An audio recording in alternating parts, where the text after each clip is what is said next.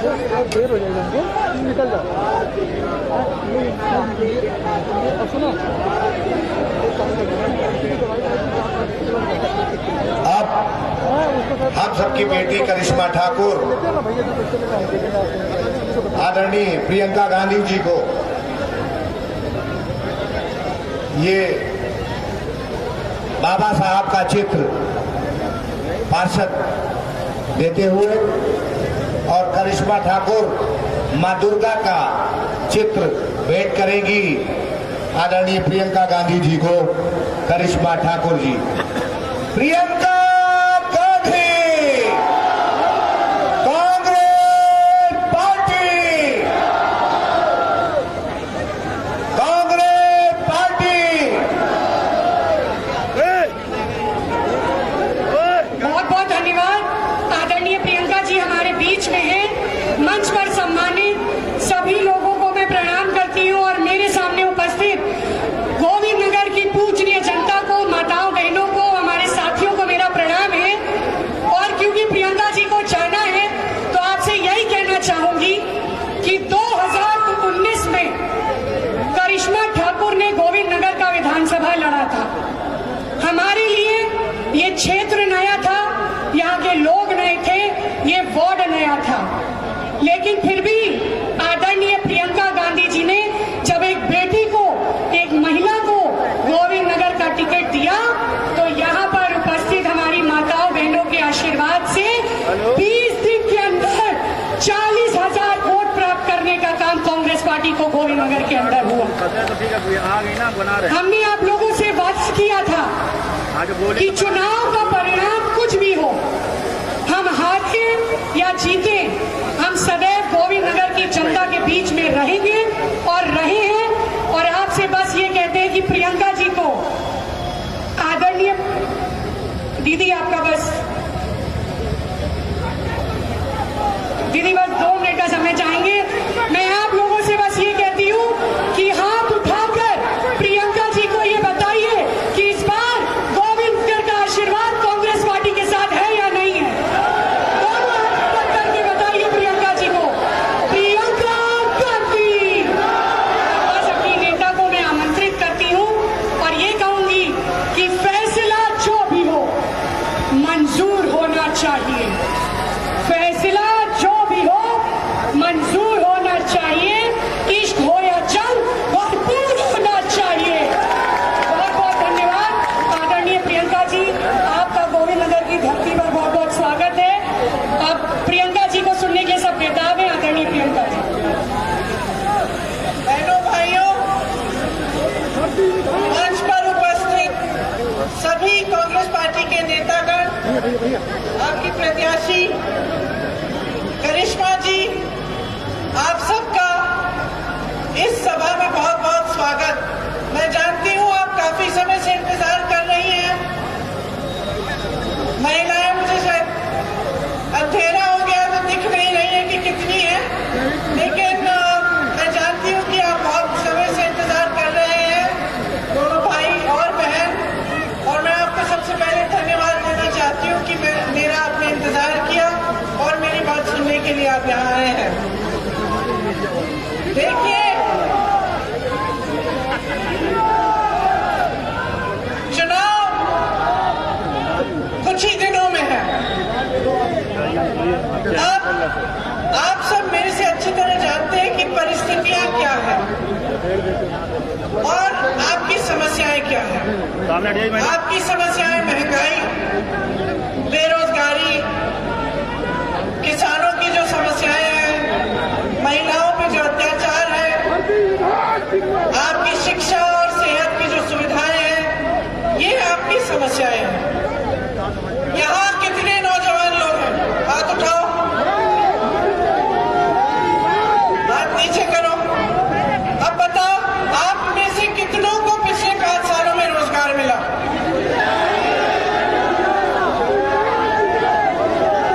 ये आपका जो शहर है, ये छोटे दुकानदारों और छोटे बिजनेस का शहर है। यहाँ पे एक समय में जो लेदर की इंडस्ट्री थी बहुत बड़ी थी। यहाँ के जो मैन्युफैक्चरिंग यूनिट्स हैं, जो छोटी छोटी और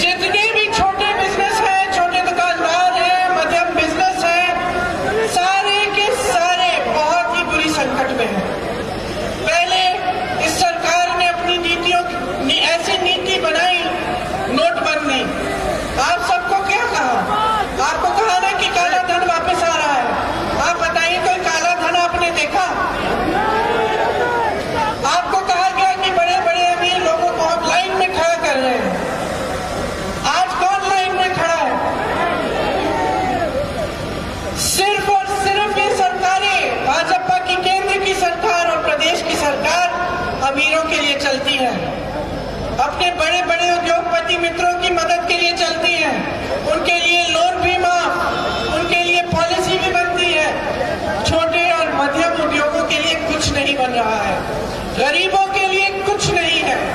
इन्होंने बजट निकाला, बजट में इन्होंने छोटे और मीडियम बिजनेस के लिए कुछ नहीं, मिडिल क्लास के लिए कुछ नहीं, गरीबों के लिए कुछ नहीं, सिर्फ दो चीजों के सहारे चल रहे हैं।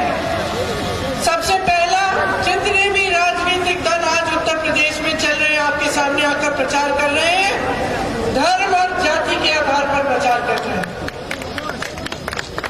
सबसे पहला उनके लिए यही मुद्दा है। उनको मालूम है कि चुनाव आएगा, आपसे वोट, अपने जज्बातों पे आपसे वोट मांगेंगे, वोट मिलेगा, आगे बढ़ जाएंगे। बस 5 सालों में काम दिखाने की कोई जरूरत नहीं है, आपकी मदद करने की, आपकी समस्याओं को सुलझाने की कोई जरूरत नहीं है, क्योंकि आपने जवाबदेह नहीं बनाया है। क्योंकि वो सोचते हैं कि धर्म के आधार पर, जाति के आधार पर वोट मिल जाएगा, नैया पार हो जाएगी, फिर से सरकार बन जाएगी। ये स्थिति है राजनीति की आपके प्रदेश में। दूसरी बात, इन्होंने आपको एक बुरा राशन पकड़ा दिया, महिलाओं को एक गैस सिलेंडर पकड़ा दिया, थोड़े बहुत पैसे आपके खाते में डाल दिए, आपको इन चीजों पर निर्भर बना दिया, आपको रोजगार नहीं देंगे। सुन लीजिए ध्यान में, नारे मत मारिए, सुन लीजिए ध्यान से, सुन लीजिए ध्यान से, बहुत महत्वपूर्ण बात कह रही हूं मैं। आपको रोजगार नहीं देंगे, महिलाओं को सक्षम नहीं बनाएंगे, छोटे दुकानदार और छोटे बिजनेस और मध्यम बिजनेस की मदद नहीं करेंगे। ये चाहते हैं कि आप इनके एक बोरे राशन पर और थोड़े बहुत पैसों पर निर्भर रहें। ये चाहते हैं कि आपका विकास ना हो। यहाँ आकर बड़ी बड़ी बातें करते हैं लेकिन विकास नहीं करते।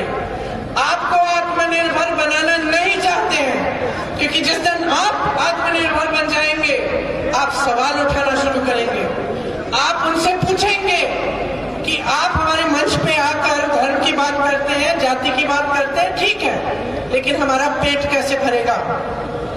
आज आप पूछ नहीं रहे ये सवाल, और मैं इसलिए यहाँ खड़ी हूँ कि मैं चाहती हूँ कि आप ये सवाल पूछना शुरू करें। यहाँ जितने भी छोटे दुकानदार हैं, पूछें क्या गुनाह किया था आपने कि आप पे नोटबंदी थोपी गई, आप पे जीएसटी थोपी गई, कोरोना और लॉकडाउन में सबसे बड़ी मुसीबतें आपने झेली, लेकिन आपके लिए कोई आया नहीं मदद करने के लिए। आपकी इतनी रत्ती भर सहायता नहीं हुई, कोई सपोर्ट स्कीम नहीं हुई, आपके लोन माफ नहीं हुए। आप तब भी बिजली के बिल भर रहे थे जब कोरोना का लॉकडाउन था, आपकी कमाई नहीं हो रही थी, स्कूल की फीस आप भर रहे थे, आप बिजली की बिल भर रहे थे। किसी ने कोई छूट दी आपको? क्यों नहीं दी? सुन लीजिए, आप कानपुर के लोग हैं। एक समय में ये शहर दिल्ली से बड़ा होता था, यहाँ बड़े बड़े उद्योग होते थे, रोजगार होते थे। कोई अंबानी अडानी आपके लिए रोजगार नहीं बनाएगा। रोजगार बनाने वाले यही खड़े हैं, छोटे मैन्युफैक्चरिंग यूनिट, छोटे उद्योग, मध्यम उद्योग, यही रोजगार बनाते हैं। क्यों मदद नहीं हो रही है इनकी? क्यों रोजगार नहीं बन रहे हैं? ये सरकार लाखों पद खाली छोड़े हैं। 5 सालों से 12 लाख सरकारी पद खाली है, क्यों नहीं भरे? क्या उनको नौजवान नहीं दिख रहे हैं बेरोजगार इस प्रदेश में? इस प्रदेश में सबसे ज्यादा बेरोजगार नौजवान है। 12 लाख खाली पद है। 5 सालों में मुख्यमंत्री जी ने, भाजपा की सरकार ने ये पद भरे नहीं। अब चुनाव है, कह रहे हैं हम रोजगार देंगे। अब चुनाव है, कह रहे हैं 1 सिलेंडर नहीं 2 मिलेंगे। अब चुनाव है तो महिलाएं याद आ गई। क्यों याद आई? क्योंकि हमने महिलाओं को सशक्त करने की बात की। हमने महिलाओं को कहा आप अपनी शक्ति समझो, अपने बच्चों के लिए आप एक मजबूत भविष्य चाहते हैं ना। आज मैं रोड शो में थी, मैंने देखा एक महिला रो रही है, मैं उसके पास गई, उसकी 19 साल की बच्ची थी, वो इतना रोई कि उसकी आंख सूज गई, आंसू निकल नहीं पा रहे थे। थोड़े समय बाद मुझे लगा बेहोश हो जाएंगी। उन्होंने मुझे बोला कि 1.5 महीने पहले उनकी बेटी का बलात्कार हुआ है, उनकी बेटी को मार डाला है। कहती है मैं अपनी बेटी को बुला रही हूँ, मैं पुकारती हूँ, मेरी बेटी नहीं आती। मेरी आंखों में भी आंसू भरे, क्योंकि मेरी भी 19 साल की बेटी है, मैं भी माँ हूँ। मैं भी जानती हूँ कि अगर अपनी बेटी के साथ इस तरह से हो तो माँ पे क्या बीतेगी। लेकिन ये अकेली माँ नहीं है जिसपे ये बीत रहा है। मेरी गाड़ी के अंदर एक और माँ बैठी थी जिसके साथ यही हुआ, जिसकी बेटी का बलात्कार हुआ, जिसकी बेटी को जलील किया गया। वो चुनाव लड़ रही है, उसकी दूसरी बेटी चुनाव लड़ रही है न्याय के लिए, और वो भी अकेली नहीं है। इस तरह से बार बार मैं इतनी माओ से मिली हूँ जिनकी बेटियों के साथ ये हो रहा है, और हर माँ मुझे कहती है कि ये सरकार मुझे मदद नहीं कर रही है। दीदी मुझे न्याय नहीं मिलेगा, मेरे लिए न्याय के लिए लड़ो दीदी। कोई नहीं सुन रहा है मेरी बात। मेरी बेटी को जलील किया जा रहा है, बेटी का बलात्कार किया, बेटी को मार डाला, फिर भी जलील कर रहे हो। ये हालत है प्रदेश की। और कहते हैं कि महिलाओं को एक गैस का सिलेंडर दे दो। एक गैस के सिलेंडर से क्या होगा? गैस भरने के पैसे नहीं है किसी के पास। महंगाई इतनी कर ली है इन लोगों ने कि लोगों की रोजी रोटी कमाना मुश्किल हो गया है। किसान रो रहा है। मैं ललितपुर गई, वहां किसान लाइन में खड़ा खाद मांगते हुए मर गया। उसके घर गई, उसकी विधवा ने मुझे कहा कि मैं क्या करूंगी, मेरी बेटियों का कौन देखभाल करेगा, कमाने वाला तो चले गया। क्यों खड़ा था उस लाइन में? बहुत दिनों बाद बारिश आई थी, बहुत दिनों बाद आशा जागी कि इस बार मेरी खेती हो जाएगी। जाके खाद वितरण केंद्र में गया, लाइन में खड़ा हुआ, डर लगा कि मैं लाइन छोड़ दूंगा, घर जाऊंगा खाना खाने के लिए, पानी पीने के लिए। लाइन छोड़ दूंगा तो मुझे खाद नहीं मिलेगी, मैं फिर मेरी खेती नहीं होगी। क्या हुआ? वहीं पे दम तोड़ दिया। 2-3 दिन खड़े वहीं पे दम तोड़ दिया, खाद नहीं मिली उसे। किसान ने आंदोलन किया, किसान को कुचला गया। अपनी जीप में मंत्री का बेटा आया, सबके सामने हजारों गवाह हैं, 6 किसानों को कुचल डाला। सरकार ने क्या किया? इस सरकार ने, जो मोदी जी कहते हैं, योगी जी कहते हैं कि आपकी सरकार है, इस सरकार ने आपके लिए क्या किया? मैं बताती हूँ क्या किया। मंच पर प्रधानमंत्री जी, मुख्यमंत्री जी उसी मंत्री के साथ आज भी खड़े होते हैं। रिहा कर दिया उसको, उसके बेटे को जमानत मिल गई है, रिहा कर दिया उसको। और जिन परिवारों से मैं मिली, जिन किसानों की मौत हुई, उनके परिवारों को कौन देखेगा, उनको कौन पूछेगा? मैं पूछना चाहती हूँ, क्यों सो रहे हो? क्या दे रही है ये सरकार तुमको? निर्भर कर रही है एक बोरे राशन पे, और आप जाग नहीं रहे हो। जागो मेरी बहनों, जागो मेरे भाइयों, जागो यहाँ के नौजवानों, जागो। तुम्हें गुमराह किया जा रहा है। किसी नेता का धर्म इतना बड़ा नहीं होता कि वो जनता की सेवा ना करे। सबसे बड़ा धर्म यही है हर नेता का। किसी धर्म ने नहीं सिखाया है, किसी धर्म ने नहीं सिखाया कि लोगों का बंटवारा करो। चाहे वो हिंदू धर्म हो, मुसलमान धर्म हो, सिख धर्म हो, बौद्ध धर्म हो, जैन धर्म हो, सब धर्मों ने यही कहा है, सेवा सर्वोपरि है। तो जो आपके सामने धर्म की बात करते हैं, उनसे कहिए पहले सेवा करके दिखाओ, पहले सेवा करके दिखाओ। 5 सालों में क्या किया है हमारे लिए, ये बता के दिखाओ। कुछ नहीं बता पाएंगे बहनों और भाइयों, मुंह बंद हो जाएगा उनका।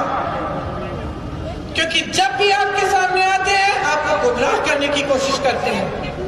कहते हैं हम फंड ट्रांसफर कर देंगे, कोई कहता है 15 लाख रुपए मिल जाएंगे। आपको तो नहीं मिले ना, फिर भी आपने वोट दे दिया, फिर भी आपने भरोसा किया।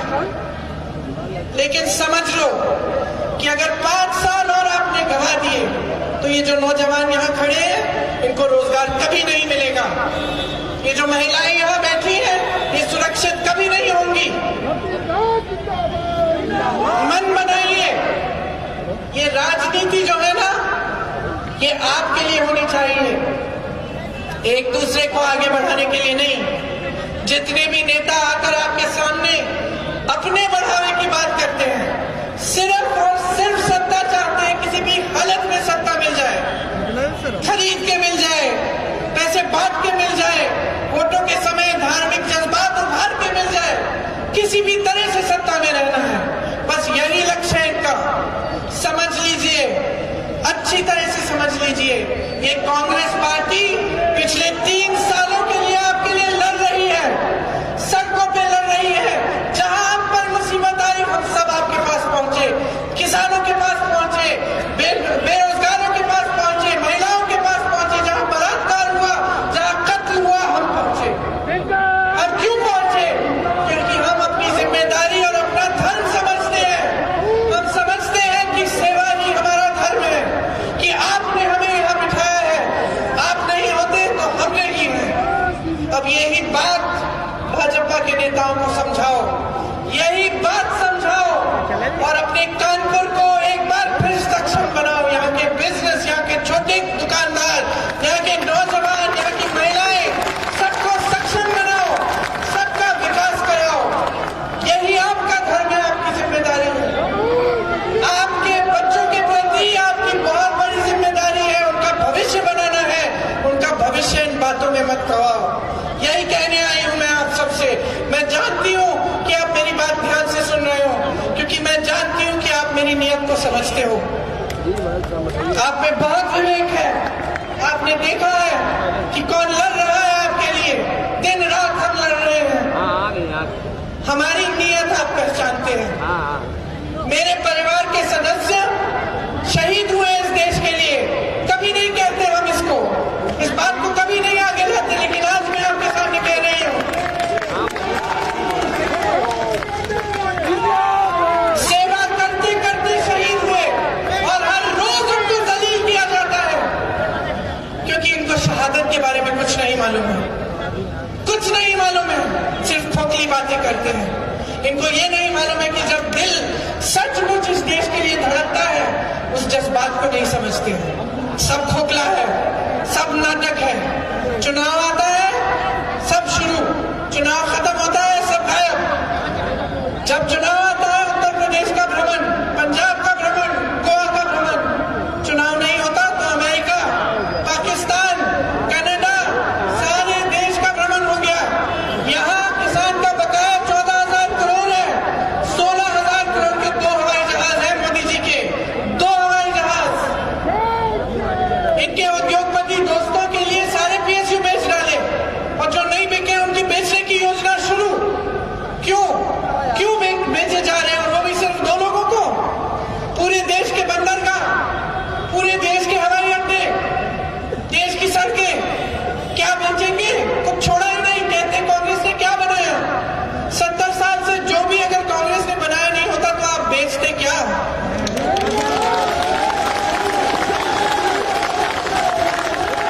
उन्हीं पब्लिक सेक्टर यूनिट से, उन्हीं से आपके रोजगार पैदा होते थे।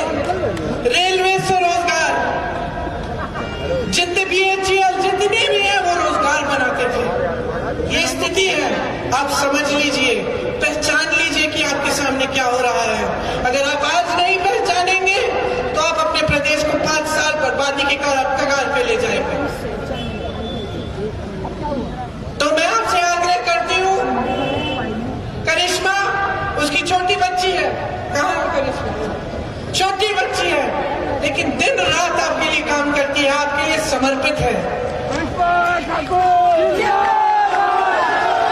ये महिला है, संघर्ष करना जानती है, आपके दर्द को समझती है, ये आपको नहीं छोड़ेगी। चुनाव में इसको जिताओ, कांग्रेस को जिताओ, अपना भविष्य बनाओ, एक ऐसी राजनीति लाओ जो आपके हित में काम करे, जो आपके विकास के लिए काम करे। बहुत हो गया है, बहुत देख लिया है आपने, सबको पता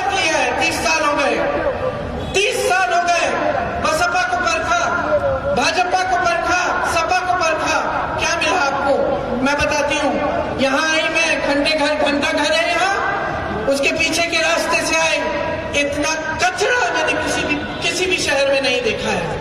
1 किलोमीटर सिर्फ कचरा ही कचरा। क्या ये है आपका भविष्य? समझ लीजिए, एक उज्जवल भविष्य है। इस प्रदेश में सब कुछ है, खेती है, खाद है, रोजगार, मतलब नौजवान है जो काबिल है, पढ़े लिखे नौजवान है जिनको रोजगार नहीं मिल रहा, महिलाएं हैं जो सशक्त है, हुनर है, कहीं पीतल बन रहा है, कहीं लेदर बनता है, कहीं कुछ और बन रहा है, सारा हुनर है, सब कुछ है इस प्रदेश में, बर्बाद हो रहा है। अपनी जिम्मेदारी समझो, इस प्रदेश को बचाओ, इस प्रदेश को सही रास्ते पे लाओ, विकास के रास्ते पे लाओ। चुनाव में कोई और बात नहीं होनी चाहिए, कोई और बात नहीं होनी चाहिए, सिर्फ विकास की बात, सिर्फ आपको कैसे आगे बढ़ाया जाएगा, आपके हित में कैसे काम किया जाएगा, बस यही मांगो हर नेता से। नहीं देगा तो खदेड़ दो उसको। ये शक्ति है तुम में, इस शक्ति को इस्तेमाल करो। यही कहने आई थी मैं। माफ करिए, थोड़ा सा मेरा भी जज्बात उभरा, क्योंकि पूरे दिन मैं कानपुर में हूँ। मैं देख रही हूँ कि कितनी समस्याएं हैं। मेरे पास जो महिला आई, मुझे बहुत दुख हुआ उससे मिलकर, और मैं आपको कहना चाहती हूँ कि बहुत हो गया है, बर्दाश्त के बाहर हो गया है। अपने प्रदेश को बदलिए, अपने देश को बदलिए, सही रास्ते पे लाइए, विकास कराइए अपना। आपने बहुत ध्यान से मेरी बातें सुनी, इसके लिए आपको बहुत बहुत धन्यवाद। जय हिंद, जय भारत, जय हिंद।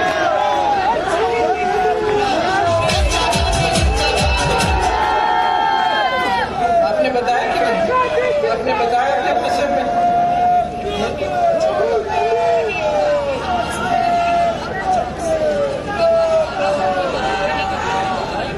करिश्मा जी ने मुझे अभी बताया कि यहाँ पे 50 बस्तियां हैं जिनमें मालिकाना हक की बात बिल्कुल कोई नहीं कर रहा है। हम वो हक आपको देना चाहते हैं। हमारे 3 घोषणा पत्र हैं। एक युवाओं के लिए भर्ती विधान है, एक महिलाओं के लिए शक्ति विधान है, और एक तीसरा उन्नति विधान। इन तीनों घोषणा पत्र में हमने लिखा है कि हम किस तरह से विकास करना चाहते हैं। हमें नकारात्मक बातें नहीं करनी है, सकारात्मक बातें करनी है। इसमें जो भर्ती विधान है उसमें हमने नौजवानों को ये समझाया है कि जब हम कहते हैं कि हम 20 लाख रोजगार बनाएंगे तो कैसे बनाएंगे। हम चाहते हैं कि आप जाने कहां से आएंगे ये रोजगार, किस तरह से कोई नौजवान अपना बिजनेस शुरू करना चाहता है, हम उसे 5 लाख रुपए का लोन 1% ब्याज पे दिलवाएंगे। किस तरह से हम 12 लाख खाली पद भरेंगे, किस तरह से हम 8 लाख नए रोजगार बनवाएंगे, उसमें से 40% महिलाओं को मिलेंगे। महिलाओं की सशक्तिकरण के लिए क्या क्या करेंगे, उनकी सुरक्षा के लिए कितने प्रतिशत हम, पुलिस में 25% हम भर्तियां महिलाओं की करना चाहते हैं ताकि पुलिस स्टेशन में महिला मिले। आपकी सेहत के लिए हम अलग एक कमरा हर पीएच और हर हॉस्पिटल में जो ब्लॉक स्तर का अस्पताल है उसमें करवाना चाहते हैं, जहां पे आपको महिला डॉक्टर मिले। आपकी शिक्षा के लिए क्या करना चाहते हैं। नौजवानों के लिए जो भर्ती की इतनी बड़ी समस्या है, आप इतने इम्तिहान देते हो, बार बार रद्द होते हैं, पेपर लीक होता है, तमाम मुश्किलें आती हैं। ऐसे नौजवान हैं जो 4-5 साल इंतजार करते हैं भर्ती के लिए। हमने कहा है हम एक कैलेंडर बनाएंगे और उसके साथ एक कानून बनाएंगे। उस कैलेंडर में हर भर्ती का जिस दिन इम्तिहान है, जिस दिन रिजल्ट है, जिस दिन आपको भर्ती मिलेगी, 6 महीने से ज्यादा नहीं। और कानून बनाएंगे कि अगर किसी अधिकारी ने इसे रोकने की कोशिश की या इसमें बाधा डाली तो उसका सस्पेंशन होगा। इसी तरह से हम कानून बनाएंगे कि जब महिला पर अत्याचार हो, उसका अगर FIR उसके पक्ष में जो दर्ज करना है वो नहीं किया गया 10 दिनों में तो सस्पेंशन होगा। इस तरह की चीजें हैं हमारे घोषणा पत्र में, क्योंकि हम आपके बारे में सोच रहे हैं।